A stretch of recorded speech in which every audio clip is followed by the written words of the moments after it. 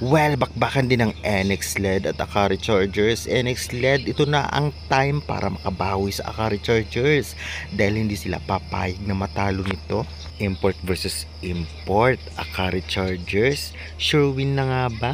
Yan ang ating pag-uusapan at bigyan ng prediction anong team mananalo. Kaya before that case, please naman, huwag niyong kalimutan mag-like, comment, subscribe, and pa-hit the notification bell for more valuable updates dito sa Pilipinas. Maraming salamat sa suporta. Subscribe na! Well, magharap nga ang Akari versus NX LED at ang venue po nito ay sa Smart Araneta Coliseum. Ngayon yung araw, November 13, 2025, 4 p.m. Kaya naman kaabang-abang din ang laban na ito, lalong-lalo pa gustong-gusto raw bumawi ngayon ng NX LED Chameleon para naman hindi sila masyadong kulelat ngayong tournament na ito.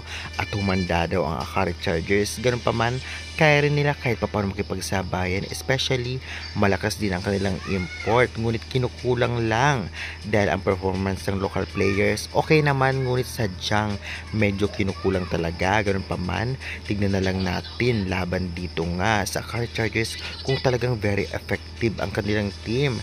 Syempre, pinag-aaralan din nila ang laro ng kalaban at hindi lang yan, mag-a-adjust sila sa kanilang pagkakamali sa mga karaang laban at ngayon ay tiyak na magandang laban ang ating matutunghayan. Ganun pa man, overall prediction tayo, opensa, depensa, blockings at service. Mukhang mas lamang talagang Akari Chargers. Kung sa import naman, halos same, mga kasabay naman. Ngunit sa mga local players, ang pagbabasihan, lalong-lalo na sa libero, mas lamang talaga ang Akari.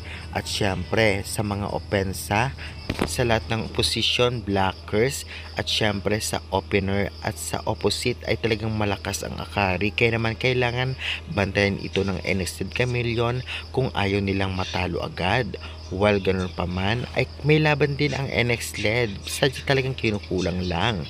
Kaya dapat ang gawin nila ay talagang sabayan nila ang lakas ngayon ng Akari Chargers para maging maganda ang laban o kaya naman may panalo nila. Kaya guys, sa tingin ninyo, magkaroon na kaya ng panalo ang NX LED Chameleon ngayon sa kanilang pool?